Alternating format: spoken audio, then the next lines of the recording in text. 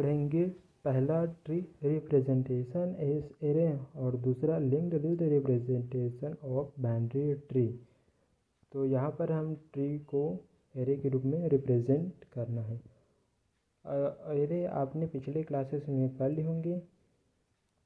अगर आपको याद नहीं है तो आपको याद दिलाने के लिए बता दूं कि एरे होता है same type of data items. इसे समझने के लिए एक एग्जांपल देखते हैं। यहाँ पर पहले एग्जांपल में मैंने एक स्टूडेंट का नाम और उसका मोबाइल नंबर लिखा है, ठीक है। तो जो हमारा नेम हुआ वो कैरेक्टर डाटा टाइप हुआ और जो मोबाइल नंबर हुआ वो इंटीजर हुआ। यहाँ पर ये डिफरेंट डाटा टाइप है, इसलिए ये एरे में स्टोर नहीं होगा। और यहाँ पर मैंने लगभग 20 स्टूडेंट का नेम लिया है। तो जो नेम हुआ ना वो होता है कैरेक्टर डाटा टाइप। यहाँ पर सभी सेम डाटा टाइप है। कौन सा? कैरेक्टर डाटा टाइप का, इसलिए ये एरे में स्टोर होगा। बस यही है।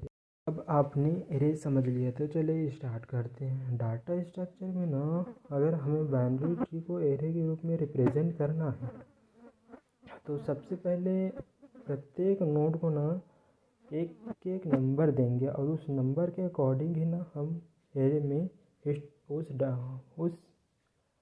नोड के जो डाटा होगा ना उसे हम स्टोर कराते जाएंगे। तो हम नंबर किस प्रकार देंगे?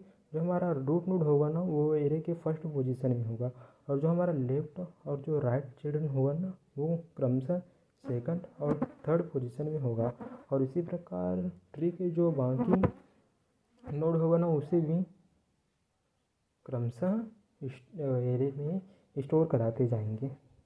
और यहाँ पर एक बाइनरी ट्री है। अगर आपने पिछले वीडियो अगर नहीं देखा हो तो मैं बता दूं कि बाइनरी ट्री डाटा स्ट्रक्चर में उसे कहते हैं, उस ट्री को कहते हैं जिसमें अधिकतम 2 चिल्ड्रन होते हैं और अधिकतम 2 चिल्ड्रन होते हैं।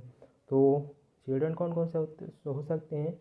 0 हो सकते हैं, 1 हो सकते हैं और 2 भी हो सकते हैं, ठीक है। तो ये हमारा अब हम इसे एक एग्जांपल के माध्यम से समझेंगे। तो जो ट्री है ना वो हमारा बाइनरी ट्री है। तो हमें ना सभी नोड को 2 नोड लेना है।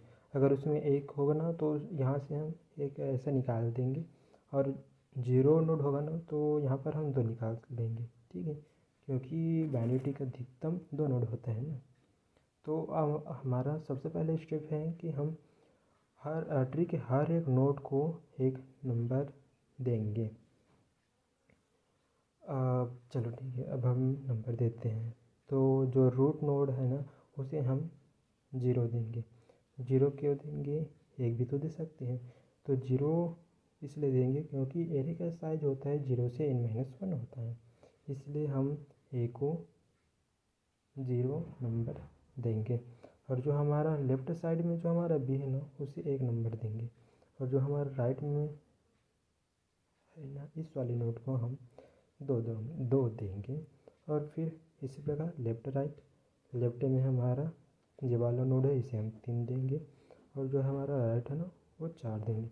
अब यहाँ पर फिर एक को 5 देंगे और इस वाले नोड को 6। यहाँ पर कुछ नहीं ना इसलिए यहाँ पर 6। यहाँ पर 2 नोड को निकाले हैं मैंने, आपको मानना है यहाँ पर 2 नोड हैं, इसलिए मैंने इसे 7 आपको समझाने के लिए यहाँ पर नंबर नहीं भी दिया हो सकता है। तो अब फिर इस वाले नोड को 9 और इस वाले नोड को 10। अब हम इसे इंडेक्स में कैसे रिप्रेजेंट करेंगे? जिस प्रकार हमने नंबर दिए ना उसी के अनुसार हमें इंडेक्स में डाटा को इंसर्ट कराना है। 0 मैंने किस नोड को दिया? इस वाले नोड को दिया। और इसमें कौन सा डाटा इसमें है? ए। और 1 वाले नोड में बी डाटा है और 2 वाले नोड में सी है, 3 वाले नोड में डी है, 4 वाले नोड में ई है, 5 वाले नोड में एफ है। और 6 वाले नोड में कुछ नहीं है, इसलिए मैंने डैश लगा दिया। इसी प्रकार 7 और 8 में भी कोई एक भी नोड नहीं है, इसलिए मैंने यहाँ पर डैश डैश कर दिया। 9 वाले नोड में हमारा जी है और 10 वाले नोड में हमारा एच है। इस प्रकार हमने एक बाइनरी ट्री को एरे के रूप में रिप्रेजेंट किया। तो दूसरा हमारा है linked list representation of binary tree. इसमें हम पढ़ेंगे कि बाइनरी ट्री को लिंक्ड लिस्ट के रूप में कैसे रिप्रेजेंट करेंगे। तो अगर हमें बाइनरी ट्री को लिंक्ड लिस्ट के रूप में रिप्रेजेंट करना है तो ध्यान देने वाली बात है कि इसमें हम डबल लिंक्ड लिस्ट का यूज़ करते हैं। इसमें क्या होता है कि इसमें हम एक नोड को ना 3 भागों में डिवाइड करते हैं। तो जो बीच में होगा उसमें हम डाटा स्टोर कर देंगे और बाकी दो ना इसमें हम पॉइंटर स्टोर करेंगे। अब किसका किसका पॉइंटर इसमें होगा, जो लेफ्ट चाइल्ड, इस जो डाटा का जो लेफ्ट चाइल्ड होगा ना, इस नोड का जो लेफ्ट चाइल्ड होगा ना उसका एड्रेस हम यहाँ पर स्टोर करेंगे।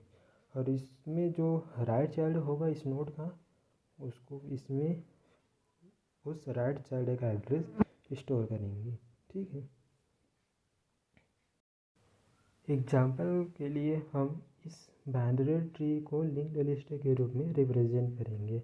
तो हम इस वाले नोड को ना 3 भागों में डिवाइड करेंगे, इस वाले को भी, इस वाले को भी, और बाकी सभी नोड को ना 3 भागों में डिवाइड करते जाएंगे। ठीक। यहाँ पर मैंने उस ट्री को लिंक्ड लिस्ट के रूप में रिप्रेजेंट किया। ये जो नोड है ना उसे मैंने 3 भागों में डिवाइड किया।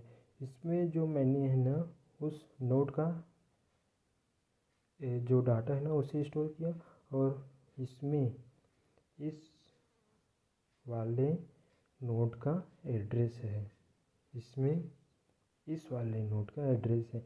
इसी प्रकार इस सी नोड में इसमें इस वाले नोड का एड्रेस है, यहाँ पर इस वाले का। लेकिन ध्यान देने वाली बात है कि हम यहाँ से इसमें हम कनेक्ट कर देते हैं, जल्दबाजी में यहाँ से इसमें कनेक्ट कर देते हैं, लेकिन ये गलत है। अगर हम इसे यहाँ से कनेक्ट करते हैं तो हमें पता चलता है कि यहाँ पर इस वाले नोड का एड्रेस स्टोर है। ठीक है, इसे ध्यान रखना। और जहाँ पर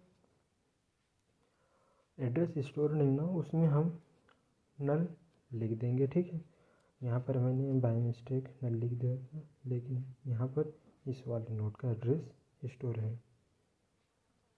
ठीक है, यहाँ पर मैंने नल लिख दिया क्योंकि यहाँ पर एड्रेस तो स्टोर है ही नहीं है।